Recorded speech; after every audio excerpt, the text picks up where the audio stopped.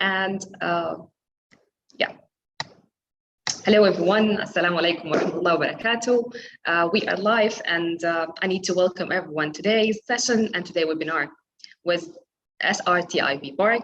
We are very grateful that you are here today. Let me introduce for you our first webinar from very esteemed organization, YAL, which will be about the future of the region and UAE. My name is Sarah Ramadan. I'm so grateful to be with you today and to be your moderator for today's webinar. We will talk about lots of people about technology and resources and what are the future challenges that are growing every single day and how we can tackle them and what will be the impact from the environment, economically and social and even globally impact. But without any further speaking, please let me start with a short video about Sharjah Research, Technology and Innovation Park and the amazing work they are doing. And thanks for them, we are here for today's webinar. So we can start with a video about the park and we come back for you. Video is brought to you by SRTI Park Studio, a whole new visual experience to promote your business. Hello, everyone. Welcome to the Sharjah Research and Technology and Innovation Park presentation, your regional gateway for innovation and business growth. The Sharjah Research and Technology Park is a brainchild of the UAE leadership of enforcing the role of innovation and knowledge economy and developing the economy of this country and creating new opportunities for private sector, public sectors, and entrepreneurs.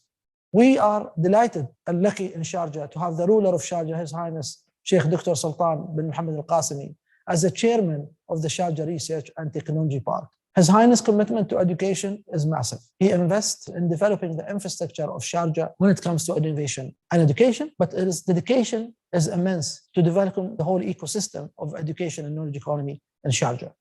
We at the Sharjah Research and Technology Park focus on four main objectives. The first objective is to develop an innovation ecosystem, not only based on the infrastructure of building and the street, but also the mindset of people. We also aim at developing next generation scientists, entrepreneurs, and leaders. Our third objective is to focus on catalyzing knowledge economy, investing in technology and science and entrepreneurs so that we can have an impact and create enterprises that support the economy of the country and Sharjah and make it more competitive. Our fourth objective is really to invest in the future. We identify companies, we vet them, invest in these companies, and we scale them up. We at the Sharjah Research and Technology Park focus on 6 main subjects. The first one is water technology. The second one, production design and architecture. A third one is mobility, logistics, and smart cities. Fourth one is healthcare and digitization. And fifth one is renewable energy. And last but not least, environmental technology and circular economy. These are the 6 areas we focus on. We believe our colleges, our private sector have a competitive edge to grow and develop. We believe in triple helix. We work with government, private sector, academia, and non-for-profit organization to develop our ecosystem of innovation. We have launched research activities with universities, and we're trying to commercialize this research. We also engage with government and implementing best practices when it comes to artificial intelligence, blockchain. We launch sandbox with ministries, and we work with businesses as well in developing and commercializing technologies that will make them more sustained and more competitive going forward. We pride ourselves to be able to attract some of the leading technologies into our park, whether we are talking about 3D construction, additive manufacturing, agriculture technologies, photovoltaic R&D centers, transport and mobility technologies, or mixed realities. We pride ourselves to be part of a 47,000 students ecosystem at 22 universities and education institutions, and more than 2,000 PhD holders, all in the same place within the vicinity of the technology park. The Sharjah Research and Technology Park managed to attract global players, regional players, and local players. We pride ourselves to work with international companies like GE, like Intel and Nokia, for example. We work with GE on additive manufacturing. We work with Intel on solutions related to educations and reskilling. And we work with Nokia, for example, on IoT labs and other things. We also have regional companies leading in additive manufacturing like Amensa. We have also mobile fueling companies like Kafu, and also we have companies in health like Nipta. We also have local startups that are thriving and really defining the way forward. At SRTIP, we believe to have a global vision and regional mission. We believe in partnership. That's why we work with countries, academic institutions, science institutions, and with UN-led organizations as well. We developed the Sharjah Research and Technology Park based on best practices. And we managed to benchmark Sharjah against 9 other cities around the world, from Boston to Marseille to Shenzhen to Bangalore to Hyderabad to Philadelphia. We looked at 6 main innovation criteria, like market and investment, inter-firm activity, knowledge and R&D, human skills, infrastructure. And we looked at these things and we benchmarked with other nations around us to see where Sharjah is vis-a-vis this nation and learn from these activities as we go on. Here are some examples of the bright technologies that we are developing here in Sharjah. We in Sharjah are developing next generation technologies that will be promoted in this region and will become an integral part of the mobility solution in the Middle East. We also pride ourselves to have significant investment and technology development in hydroponics and aquaponics and agriculture technologies. We believe that the Middle East food security insists that we develop these type of technologies, and we work hand in hand with the private sectors and with academias to develop these technologies here. We're also developing photovoltaic R&D center. Our main is to promote renewable diversity and bring new source of sustainable diversity to the energy mix when it comes here in the park. We pride ourselves to launch Energy Innovation Hub, a regional platform to engage and attract innovations into this region and link them to the industries of energy within the region. We also pride ourselves at the Sharjah Research and Technology Park to host one of the largest makerspace in the UAE, the Sharjah Open Innovation Lab. This lab dedicated to entrepreneurs, to faculties, to companies to come and co-create and co-innovate the future of technologies at the park. We develop and promote this soil lab by engaging with different players, whether you are an investor or a company or academia. They all come and co-create and create businesses and enterprise out of this lab, which features cutting-edge technologies in textile technologies, electronics, metal, 3D technologies, and others. For SRTIP, collaboration with academia is an integral part of our work. We work with universities in the UAE and around the world. For example, the American University of Sharjah is one of our key partners, and we work with them on 4 main areas. One around IP and commercialization, entrepreneurship and development of science, employment and internship, and also lab exchange. We believe to have innovation, we have to develop human capital and develop a strong link to academia and academic institutions. I would like to share with you some other examples of the innovation we have here. We've managed at SRTIP in collaboration with academia and industry to create a regional lab for construction of 3D materials. So we have printed many houses using 3D technologies. Another example of what we do is we develop IP, intellectual property, and commercialization of the IP. And the topic, for example, here is conductive concrete. Another example of R&D is we are developing an exoskeleton technology that can apply for healthcare sector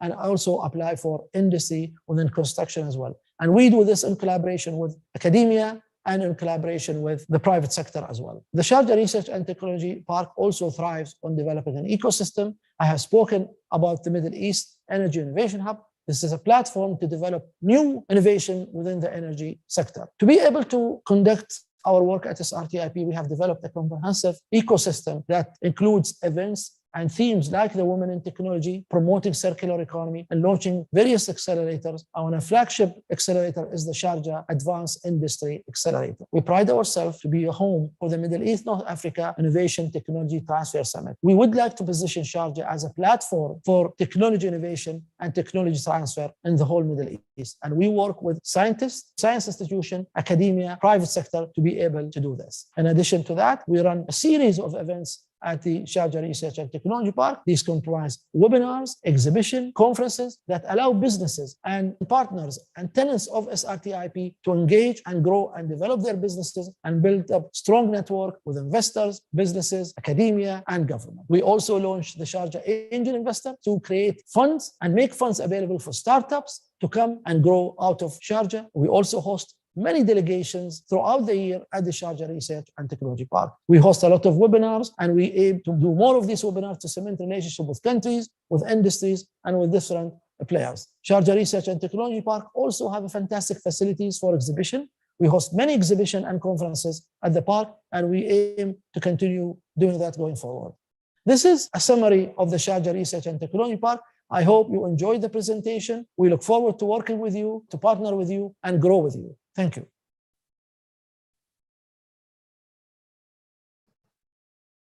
Okay, here we back. Let me again welcome everyone who joined lately, and Assalamu alaikum wa rahmatullahi wa barakatuh from everywhere in the world. Hello everyone again, one more time about our special webinar. And thanks for Mr. Hussein and for the amazing team for preparing this webinars. It's like a window, as we mentioned, that Sharjah now is really transformed. And you can see, we are part of the park. So whenever you are there anytime, come cross by, have coffee, chit chat, and you will find lots of stakeholders you can be engaged with. So it will be very fruitful for everyone to work together. Let me start with today's webinar. Again, we will speak more about technology and how these challenges will face everyone and everyone should tackle. And our special guest today, our special and amazing lady speaker today will be Anoud Al Hashmi. She's a YAL member and she's a CEO and founder of the Futurist. Anoud, welcome on board. So proud to have you as the first speaker with YAL members. Welcome with us. Thank you, Sarah, and thank you, Sharjah Technology and Innovation Park. I'm excited to be here and I look forward to sharing latest insights and journey, maybe information and updates, and hopefully it will be helpful for someone out there.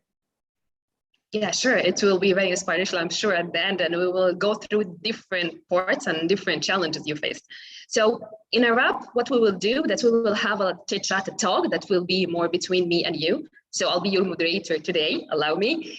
And then we will have an open discussion, maybe like we have almost 1 hour, 45 minutes, and we will open the door for Q&A. So please prepare your question at the end, so Anoud will be ready to answer, or we can highlight whatever you need to speak about that will be. At the end, we will have also another 5 minutes for closing words, and we will wrap up our meeting or webinar for today. So let me start directly, so not to waste time, and to start with Anoud. Anoud, you are, we can say a founder, you are a leader, you are a lady, an Emirati lady. You went through lots of journeys.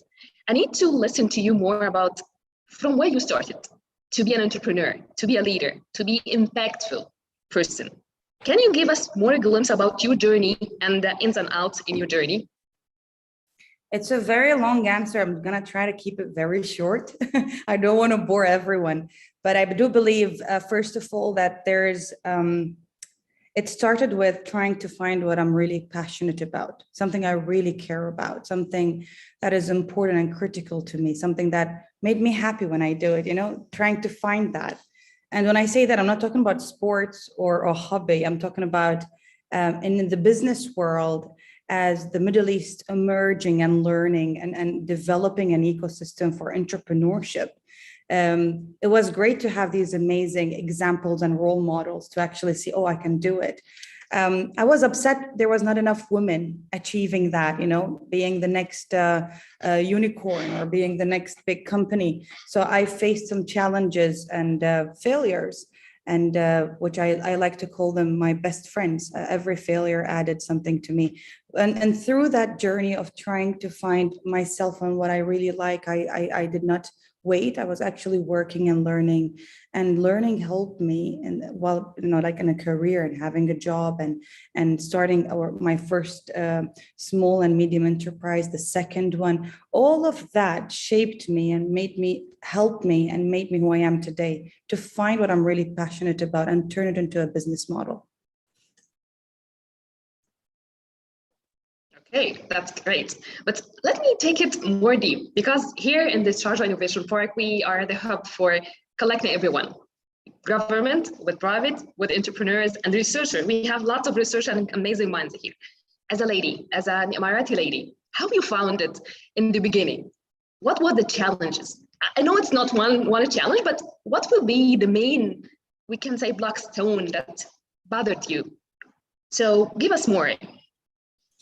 I think women around the world almost face the same challenges. It depends on some cultural aspects in different locations. Nevertheless, challenges is faced by all human beings, whether women or men. Maybe we need to try twice or three times harder to get certain things done, or to have the access to some aspects. For example, men in our culture have a better social interaction than women that can help them share their insights, their ideas, so they can actually have a better reach to investors, to better reach to mentors, etc. But alhamdulillah, I think with time in the last 10 years, I can proudly say that women are actually having, they're khalas, empowered is not an option. They have an impact. We don't need to be empowered. We are powerful enough to have an impact. And the challenges are faced by everyone. I think it's just who is the person you're talking to and what is their perception of women. So you'll find some people who are very supportive and it doesn't matter. And you'll find people, and I think the other way around is possible also to happen, for a woman or someone to think, oh, you don't have this, or maybe you're not qualified enough, for example. The challenges that we face, and if I can mention few, as you mentioned. So I think first of all, trusting in myself. So sometimes the challenges that we have is ourselves. That's the first challenge. Knowing that you're capable, that you have the potential, and knowing that you will never be perfect. You don't need to have a perfect idea. You don't need to have a perfect business model. Just start, do your homework and start, and then things are going to come together and fall in its place. That's the first challenge. The second challenge, finding the right mentor. And when I say a mentor, is someone that you look up to, have enough experience to learn from, have a lot of knowledge to learn from. But don't forget, your mentor, once you reach their level, you need another mentor. So your mentor becomes your friend, becomes your partner, might be your investor, but you need another mentor. Having a mentor is like having this parent who's like Bill Gates, you know what I mean? Or someone like that, you know? It's like this person who will have a lot of knowledge that can share some insights and help you through your journey. The third thing and the final thing, there's a lot, I would say, how to study, research, do your due diligence, your R&D, and develop your product or service, and how to test it and do surveys and get feedback. Follow your gut feeling, because sometimes people don't know what they really want. They did not know Netflix works. Now Netflix does work. So, you know, that's just an example. Okay, that's amazing. So I'll come back to the mentorship and finding a mentor, because this is, I guess, it's one of the biggest challenges everywhere, not only in Arab world. But again, in UAE, I guess a big transformation happened during the last 10 years, especially in the women empowerment and this kind of involvement and everything. But let me know more, and we need to listen to you more about how Futurist, you are the CEO and founder of Futurist, how your company in agri-tech started, what the story behind, and what you are aiming to go. I'm going to take you guys on a bit of a journey with me, if you allow me, of course. It's a stressful journey. Not always pleasant, but it's a beautiful one, because there's growth in that journey. And I think sometimes you're in the right place in the right time. Luck does play, it is a factor that plays a role in your journey. Nevertheless, you're the one that making the decisions. So you might have all the luck, but you made all the wrong decisions, or the other way around. You made all the right decisions, but had no luck. So if you have both, you're doing well. You're in a good place. I do believe it. Like I mentioned, I was looking for my passion, and I come from a media background. I was a marketing guru. I was doing a lot of strategic partnerships, working with different stakeholders. I studied biotechnology, so I was always into science and botany. I had an interest in these subjects, and then I studied in MIT digital transformation, and then did a global MBA, University of Manchester. All of that coming together. It did not happen at one go. I literally worked before I finished my higher education. I had to support my family. We're 3 girls with a single mom. So I had to support my family, and family always comes first. You know, they're your backbone. And then from there, I had to find what I'm really passionate about. I always felt I have a tendency toward doing something good. Doing something good make us all feel great. You know, it's certain hormones, dopamine, you're happy, you're doing something really good, but it never lasts. There is always a sponsorship that is required, funding that is needed. And I believe that, you know, if you don't have that, then it stops, and that's really sad. So there's that emotional aspect, which I'm not a big fan of, because I think business is business. But when you realize with time and with all the knowledge and everything that you picked up over 15 years of experience working in government and private sector, and I was studying and working at the same time, Don't ask me how I did it. A lot of sleepless night, and makeup does help with when you have dark circles. But all of that helped me shape a certain aspect. Sustainability was not a big thing back then. No one talked about sustainability. It was CSR, social responsibility. It was marketing. It was these kind of projects I would volunteer to help with. And then, funny enough, I bump into a group of people, like-minded people, international, with over 8 different nationalities. And they're a bunch of scientists and researchers who have similar experience like I do, want to do something good in the world, but they understand that the business model is not sustainable. If you don't have the funding, sponsorship, you can't really do much. And we all came from big corporations that make a lot of money, but we believe that there is much more that we can do as humans. We have so much technology out there and so much amazing minds, but we're stuck when it's really important things. But the big corporations are still doing so much money and not looking at the impact that they have developed. And we're talking about since the Industrial Revolution, there was a lot of impact since then. And we started working together, like researching and development, and then a lot of these R&Ds, there were a lot of reports were there, and they sparked something that it was that moment where everyone had goosebumps at the same time. Like, this is it. This is what we want to do. And that's where the Futurist Company was born. We wanted to build a better future. While every company we worked and did strategies for 5 years, we really wanted to do something for 25 years. We wanted to evaluate the impact of organizations and help them build a business model to offset the negative impact, turn it into a positive one instead, so that ROI is actually measurable, the solutions are being developed, and the results are there. So we believe that we have as humans the technology and the capabilities to do something. And we wanted to work on future-facing projects. And that's how the whole thing started. And we believed through the reports that we reviewed and worked on that food security is #1 important to us. Like, it's very important for humanity, first of all, but for us as well to understand that the food and energy and water nexus is the most reliable 3 different aspects that humans need, and without them, we won't be able to survive. And that's where we started. And food security is one of our projects, along some energy projects that works around non-lithium battery storage and integrating renewable energy and other interesting stuff that we're working on. That was a long answer. Thank you for listening. Yeah, but it's very inspirational as well. So let me again recap. You started Futurist as a part of, you need to not to correct, but you need to make sure that the industrial revolution is going on the right track.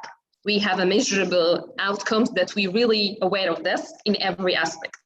And then you started to have another project, which is Gaia, which is mainly focusing on the food security, and especially after COVID, I guess everyone is now obsessed what will be the basic needs and how we are sure that those are fulfilled.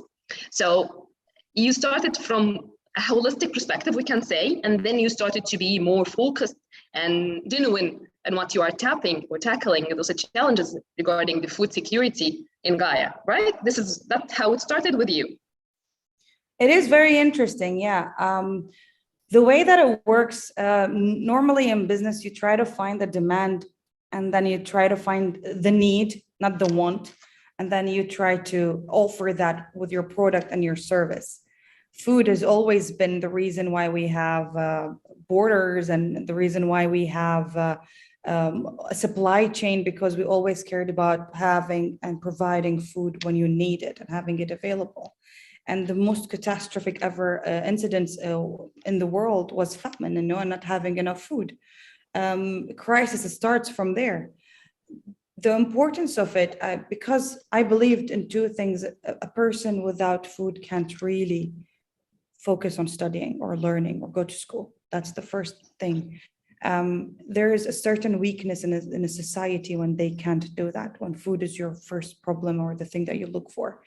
And the industry is so interesting. So when we looked into agri-tech, we saw this amazing technology integrated with humans to provide us with food. But then we saw different aspects that actually have a negative impact. And we're thinking about sustainable impact, social impact, and we looked into governance also. So the whole ESG kind of aspect. And then we saw that there's a lot of consumption of energy, especially in a region where heat is started already, and we looked into why it's more expensive when you're going organic or using agriculture technology, fresh produce, so agri-tech fresh produce, and we saw that the problems actually there are solutions, and that's where it all started. So okay, let's find a solution for every problem. Let's put it together and let's make it totally independent and not relying on electricity, and something that will allow us to have affordable, good quality food for everyone. It all started from that good quality food that's affordable for you and me. We can find it, it's accessible. And we built a 10 years plan to take it from we did this, the prototypes, from prototypes to launching it to retail to different other aspects in 10 years. I don't want to share more details about that. Unless everyone is willing to sign an NDA, maybe we can talk about that. But for now, that's my answer. Okay, that's amazing. Okay, so again, I need to go back for the journey because we mentioned mentorship. You mentioned this in a very deep way and how this mentorship should be going. So let us also understand more about YAL program. What is this? What we call, because you are one member, and I guess we will have more speakers from YAL, so it would be good for everyone with the audience to understand what Arab leader or young Arab leaders means for you and how the mentorship helped you in your journey. So young Arab leaders to me is a family. It's more than just a social enterprise. It's a family. We meet on regular basis, all the members at Young Arab Leaders. We interact, we network. They create so much value by connecting us together, like-minded people. And I have so much faith in the Arab youth.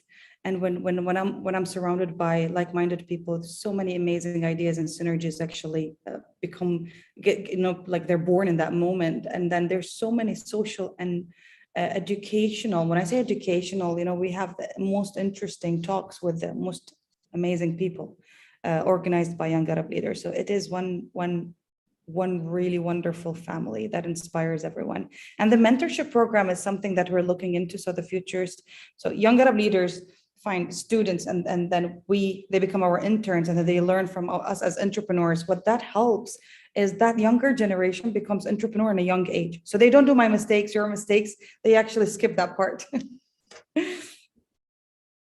Okay, that's really, it's very painful, but okay.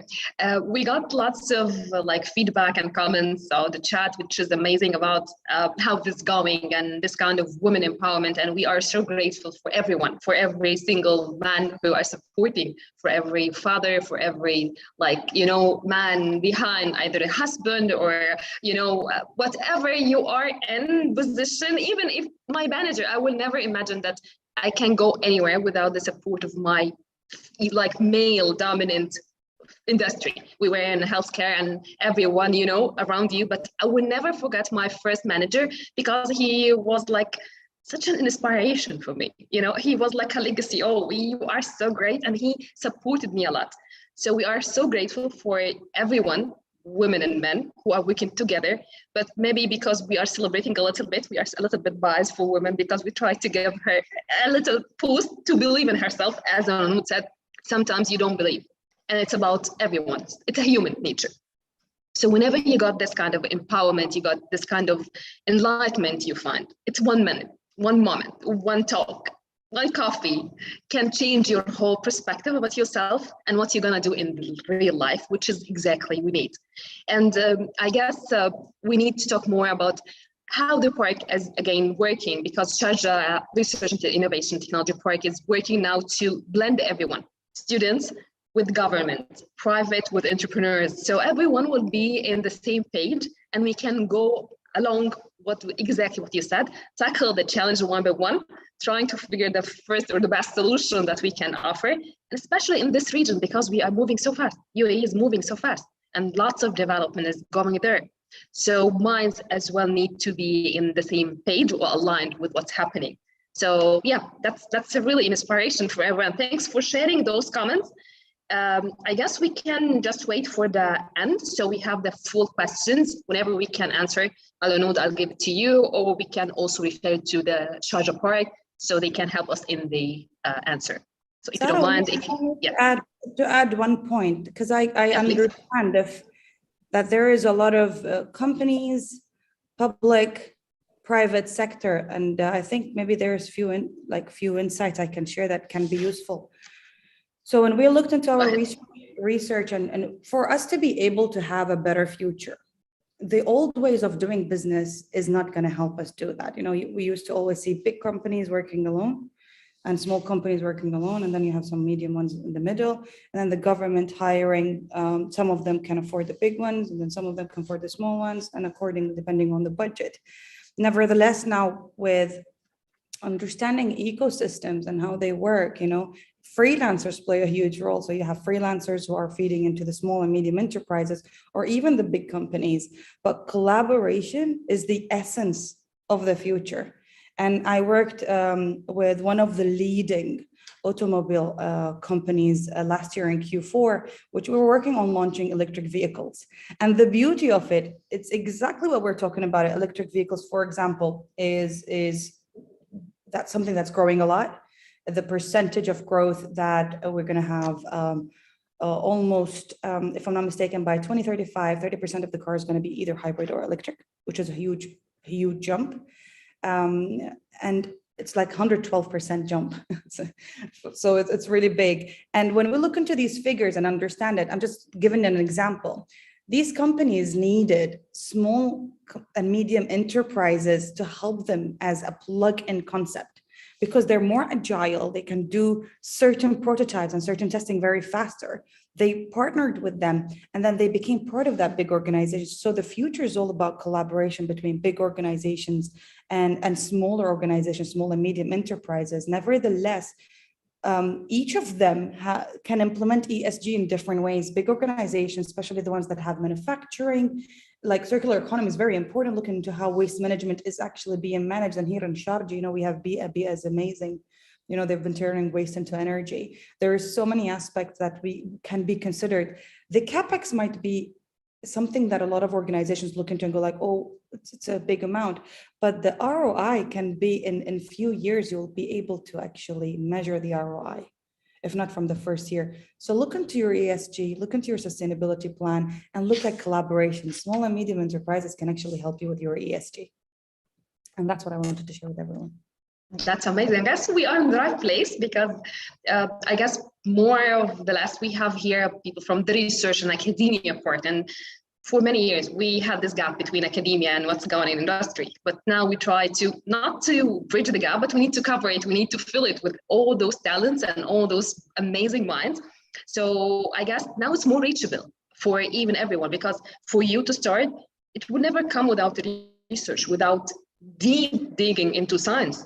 And yes, technology will empower people, and we are very looking for the education part, which is the main, where we can get the talents, where we can get this pool of, you know, people who can not only develop, but they will create a different ecosystem. Still, our ecosystem is new, so we are growing every single day. And again, as you mentioned, this kind of collaboration between the big corporates, between startup, between researchers, between freelancers, all this kind of collaboration, as long as we are going in a harmony more, it will make sure that we are on the right track, because everyone is involved.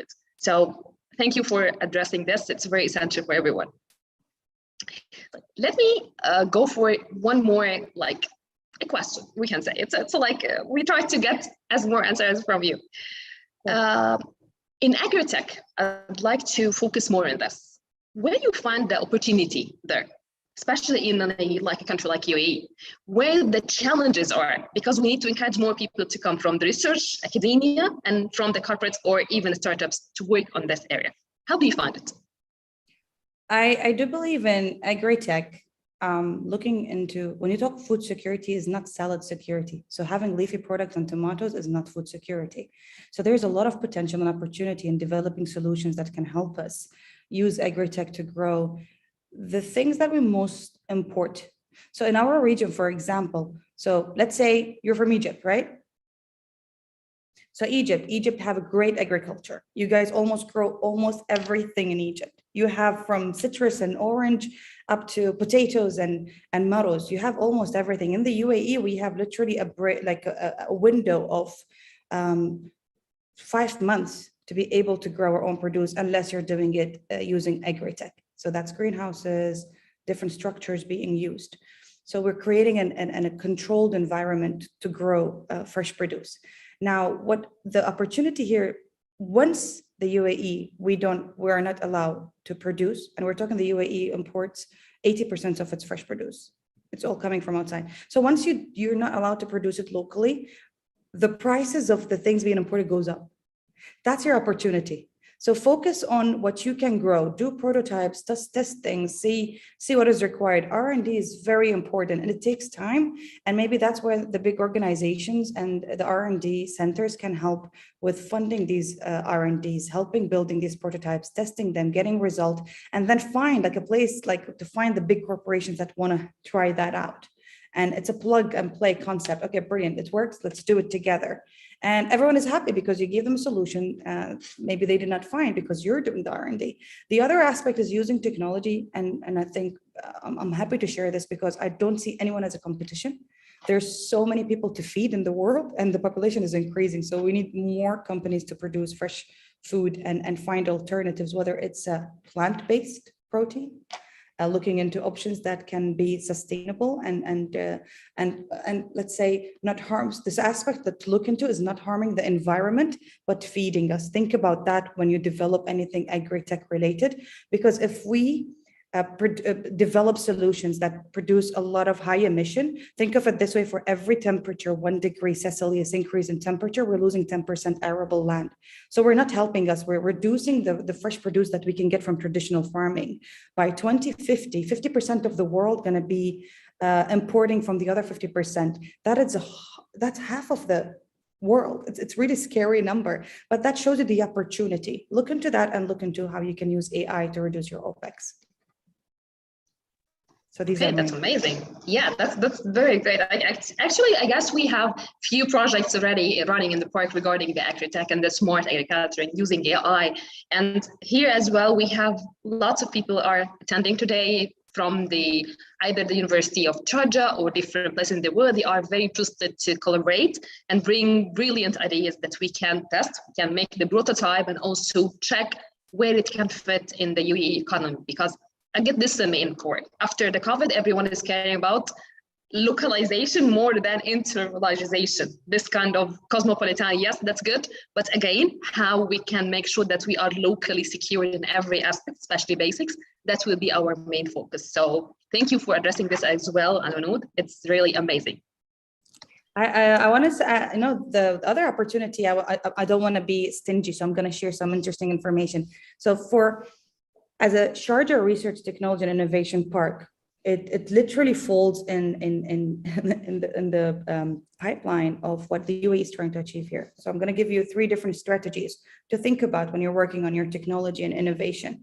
So you have 300 billion strategy for manufacturing in the UAE. So any solution where you can manufacture things in the UAE, be part of a supply chain, be a supplier for one of the biggest brands. Because if you do it here, it will be cheaper and easier to supply for the big brands because there's logistics cost. And you saw what happened in COVID. Backlog of containers and ships, no one was moving. Until today, chips are very expensive as well, manufactured in the East. The other strategy to look into, you have the food security strategy, you have the carbon neutral strategy, how we can go carbon neutral, whether it's renewable energy or other forms that can offset emissions. And I will add one interesting, the 2171, after our amazing Mars mission, there is 100 years commitment to invest in the space sector. That means because the Arab history is beautiful, we were the place where astrology started and math started and chemistry and all of these, and we need to go back and learn from it and believe it and live it. You know that our youth is 50% of the population. If they believed and their capabilities, we can change the Middle East. And to have a strategy that is focusing on 100 years for the space sector, they believe in the youth and the power of the youth. And therefore, the sector that's going to be able to supply for this strategy will have a potential as well in the future, whether it is testing, whether it's developing different scenarios. Look into it. So you have people testing to see soil, to test the air, to test even food security, because they believe that Mars used to be Earth, similar to Earth once upon a time, and it lost its sphere. So look into it. And these are growing, interesting strategies that you can literally look into and find what you can add value. And that's where entrepreneurship starts, how you can add value. And I think that's it from my end. Sarah, thank you so much. Okay, that's amazing. So again, we try to make it now because we are in business. So we all the time we speak about the ROI, which is the return of investment, but people now started to speak about ROI, that will be return on impact. What impact that you can leave behind, especially with your organization, either government or even private sector, they are working on the same. Startups are obsessed now with sustainability, which will be into my question. How you define sustainability? Everyone is in the trend now, to be honest.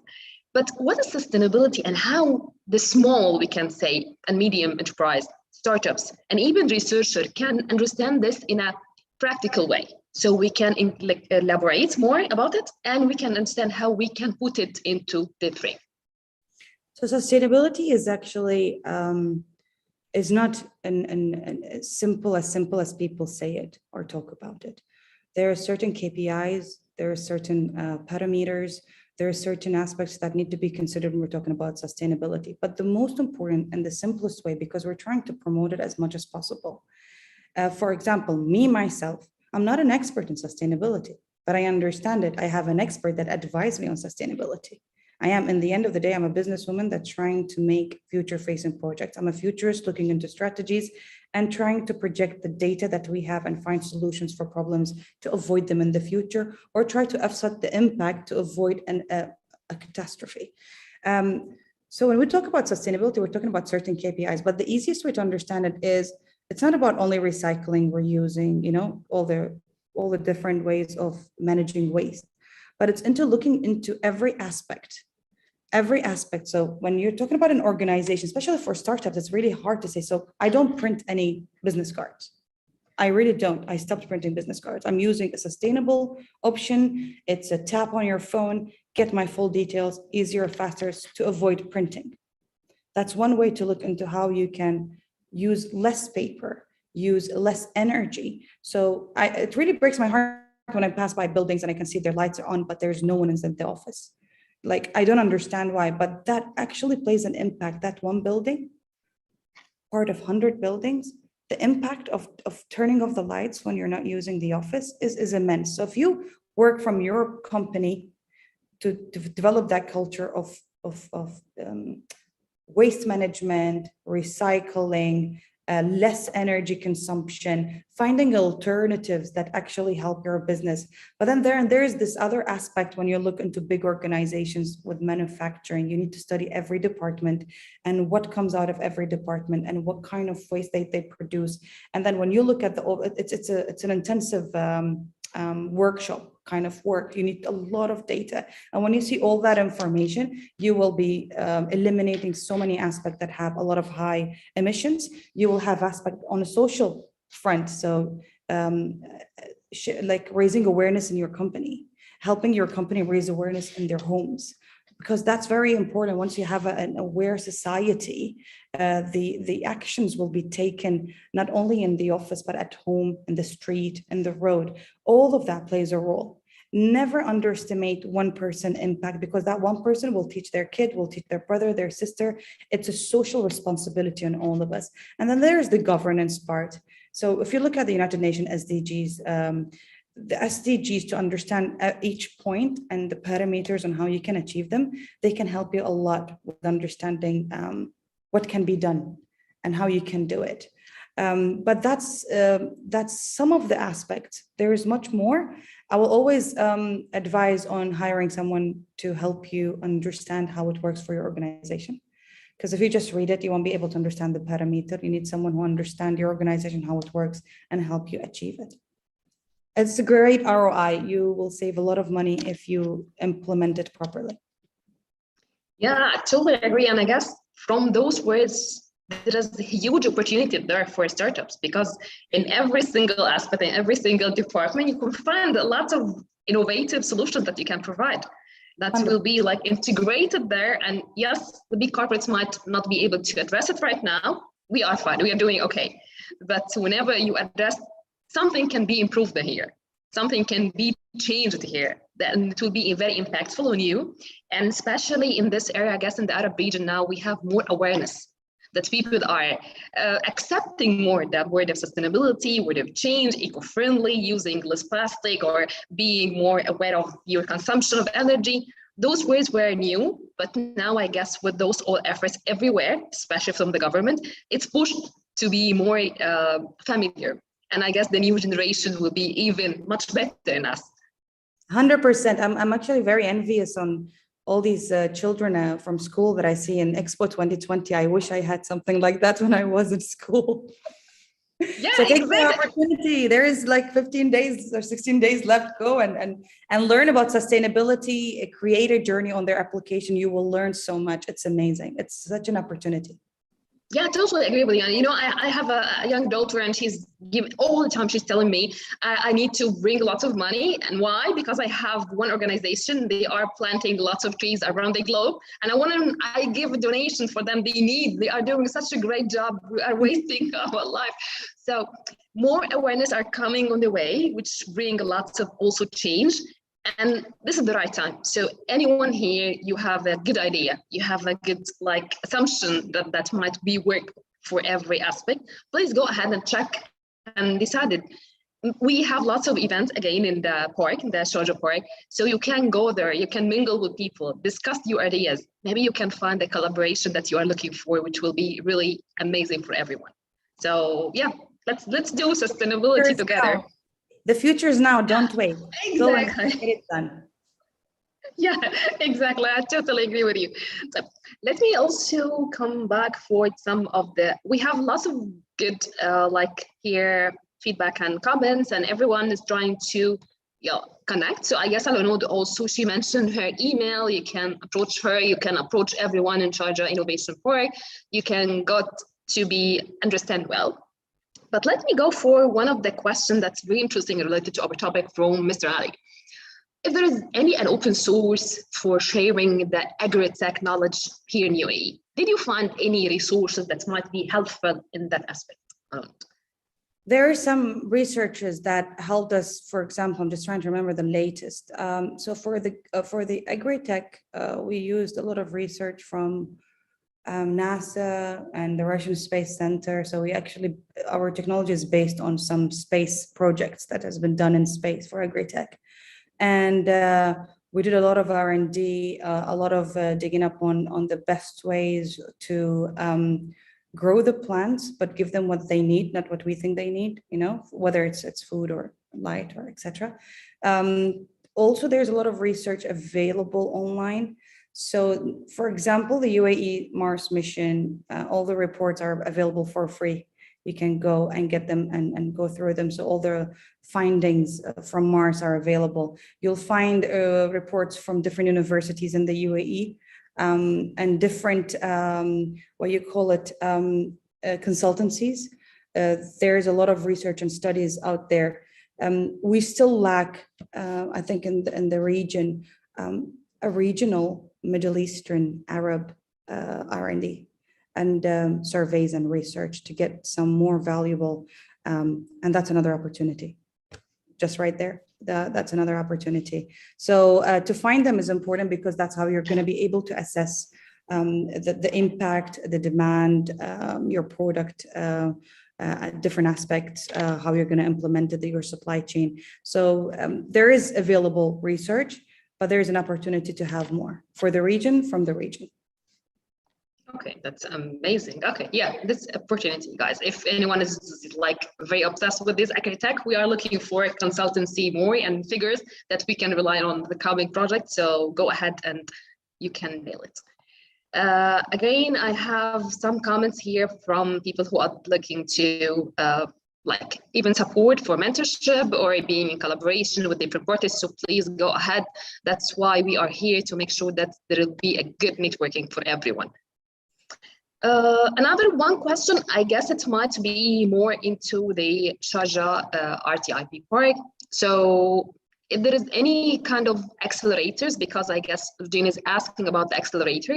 She is in the side of entrepreneurs and she's looking for something in therapeutic. So I'll highlight this. I guess Anoud will not be involved in that much. So I highlight this with the team with us so they can reply to you back, Jean, regarding this. And the park is always open, and the doors here are open for you to come and attend one of the events. We have now physical, yes, we have physical events finally. So please come and join us anytime in UAE or in Sharjah, you will pass by. Thank you. Let me check if there is any other question. We are so happy to have it. Again, from Jean, do you have any idea if there is any opportunity to conduct a preclinical and clinical study for novel therapeutic in UAE? I can take this one because this is my area. I'm in the pharma industry. So yes, there is a huge part, and the clinical research are growing now in UAE. So go ahead, check with the university, check where you need to start from. Are you in the still in the ideation phase? You don't have anything you need to validate in R&D, or you need to go and test because you have a prototype. So again, Jane, we can contact whenever you need. We have all the aspects in the park, different companies, and you can go and check who can support you, and they will be so happy to do. Again, Anoud, you shared your LinkedIn profile. That will be amazing. So people go ahead and let's just connect with Anoud. So make sure that we have it. Yes, sure. Again, I'll provide my email as well and the LinkedIn. And if anyone need any support, please, let's do it. We can do this for you. But I have another question for you, Anoud, before we wrap up everything, because this is very mysterious for me. If you have, from your personal experience, how you can select your mentor, because this is very tough. Mentors are very rare. It's not easy. Yeah. So how you can select them, because you mentioned at one stage there might be your friends, not mentors anymore. How you do this, please? So you know how when HR department headhunt someone,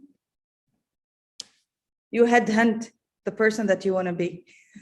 So if you see, like, I would love to be like mentored by Bill Gates, you know, especially with his amazing effort on health and energy. You know, he's trying to provide energy. So he's have a great book. So if you want to learn about like ESG and some of the challenges that we face worldwide, he have a brilliant book, Avoiding a Global Catastrophe, if I'm not mistaken.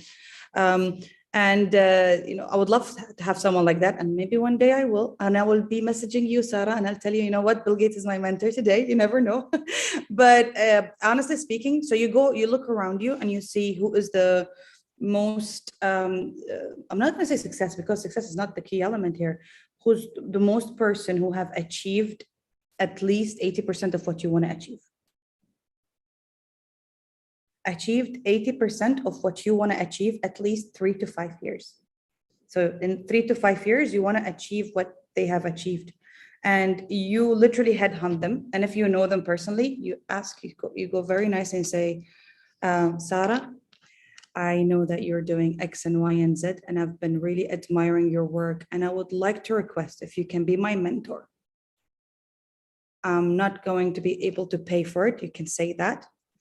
But I would really appreciate every minute that I would be able to spend with you and learn from your experience. Nevertheless, I would also like to add value whenever I can to your work. As simple as that. And you'll have a mentor. Very literally find that person and you will become friends with this person. You guys are going to be discussing work and they will tell you, but this happened to me. And someone like me, and I love to say my opinion a lot. So I was saying my opinion. So I was saying, I would have done X and Y and Z. And she goes like, that's a great idea. So I became like advising sometimes and giving her nice ideas. And then we became buddies. And after being buddies, she came to me one day and she said, Anoud, I cannot be your mentor anymore. And I said, oh, okay, why? I had a feeling, but you know, you become friends and a good mentor will tell you, you are now equal to me. You need to find a better mentor. And don't be also shy to go and tell someone, you've been a great mentor, and I think we are great buddies and we'll always be friends, but I need to find someone else now because our relationship is very important and my business is also important. Very simple, straightforward, know what you want and simply communicate it. Oh, wow, that's good. That's tough, but good. Okay, I like it. Okay, so I remember when I started my company, I had a chance to got one of the best like ladies in the world. That's already, she's the hero, you know, and the guru and everything you can say. And we spent together like 10 minutes maximum. She had no more than 10 minutes, and she told me, I was eager to spend with her my whole life, but only 10 minutes that was available. But she told me I was validating my idea at this time. I want to check that my company is on the right track. And she gave me those words that I needed to make sure that I'm not wasting my time and energy in wrong project. So it was very, very insightful. I will never forget this 10 minutes because it changed my life and make me sure that I'm doing the right thing, which is already what you need sometimes from the mentor. So thanks for sharing this, and make sure that friends are mentors or no based on your strategy, but make sure that you are learning from them and you're adding a value. Thank you, Anoud. That's really amazing. Let me check if we have any questions. Okay. So I guess people are appreciating your advice, and we have more mentors now, guys, and we have lots of platforms that's already dedicated for mentorship only, because here in the world, we are understanding more that mentorship can be a way to change lives, to change and save energy, save effort, save money and everything. So go ahead and find the mentors, and I guess YAL, one of those platforms, we can have it. But I guess I have one question more about how can I get in touch with people from agri-tech opportunities. Can always ask them this. Yeah, you have any communities, you have any like clubs you can have? You know, how can I get in touch with people from or for agri-tech opportunities? So do you have an idea or you want to work with them? So it depends. So I'm going to answer both. So if you have an idea, you need to develop it, you need to work on it and research it and have a very solid proposition that you can take to an agri-tech company. Finding an agri-tech company is not that hard. If you just Google it, you'll find them. You know, it's not that hard, honestly. The other way around, if you're looking to work for one, I think, yes, I do have some background in engineering, experience in hydroponics. That's brilliant. So you want to work for an agri-tech company. If you Google them, you'll find them. You'll find them on LinkedIn. You're going to find them on all platforms. Update your CV, mention what's your strength, and go for it. You know, you can network with people in events. There's a lot of events. The UAE is known for having the international events that bring all people from all around the world. So go to these events, do your network and meet them and talk about what you really can add, how you can add value.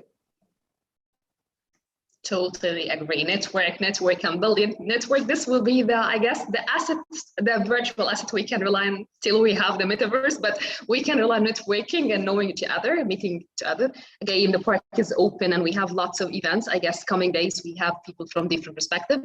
Go for Anoud. If she has anything, I'm sure she will help in this. Let me check one more because we have lots of this and people are trying to introduce themselves, which is great. Please do, and reach whoever you feel that can be supportive for you. I guess our time is a little bit too tight now, so I need to finalize our webinar. I don't like it to end, but I need to. So I will ask you for what last we can say wrap-up message that you can give us to take at home and work on, especially for people who are starting in their own business for the first time. Test, research, and continue developing. So the most important thing I've learned in the whole experience when we were doing the testing, it might take a long time, never give up, you know, be stubborn. If you feel it in your gut that this is the way it should be, stand up and say it to your team, say it to your investor, talk about it. Like, I feel like this is not the right way to do it. This is and propose your idea. Testing is important, but when I say testing, I mean, when you have a prototype and you're testing it, try to get the results that you're aiming for and continue developing your product to the next level and keep developing it. There is no pause in the process. You keep developing your product continuously. Start and don't wait. I mentioned that before. It's very important because you can lose opportunities when you wait. There is no right moment. There is no perfect moment. No one is going to open the door and tell me your idea. You have to go and talk to people and don't be shy. Whether you're an introvert or you're extrovert, it doesn't matter. Your idea is important and you're an important person that need to talk about their idea. I'm not here I'm not bossy, but I know because I've been there. Like really that moment when you question yourself, that idea, that beautiful idea might get lost. So haram, go for it. Believe in you, believe in yourself, and reach out to people and talk. Don't share all the details. Share the value that you add and what kind of product. Always let people sign an NDA, and your mentor will be able to help you, how much equity you can give with investors or what kind of different layouts and formats for it. But, find someone that can give you an advice. Check always, double check, Google and research. Don't go ahead immediately. A lot of people lost a lot of money doing that. Wow, amazing. Okay, just to start ahead, don't waste your time, don't waste your life. Be ready, and the right moment will be created for you because you are starting. Thank you for sharing that much of information and insights. I really like it. I don't know, it was my pleasure to be with you moderating this webinar. I guess this is the first, and we're looking forward welcoming you again back, maybe in the park personally. We can have another event, and we will be looking to hear more about Futurist and Agaya and what you are doing and how impactful your business is, because we believe that the change will come from entrepreneurs and leaders like yourself. Once more time, I'd like to thank the park for the opportunity to meet everyone. Please feel free to reach the team and ask for whatever you need. And whenever we are here, come to the Sharjah Park, and we'll be more happy to welcome you one more time. Thank you, Sarah. Thank you, Sharjah Research, Technology and Innovation Park. And thank you for all the people who joined us and asked all these amazing questions. I hope it was insightful. Thank you. Thank you once more time for all people who attended from all over the globe. We are so happy and so grateful for being with you today, and looking forward for more webinars coming days. And till then, assalamu alaikum wa rahmatullahi wa barakatuh. See you in a good health.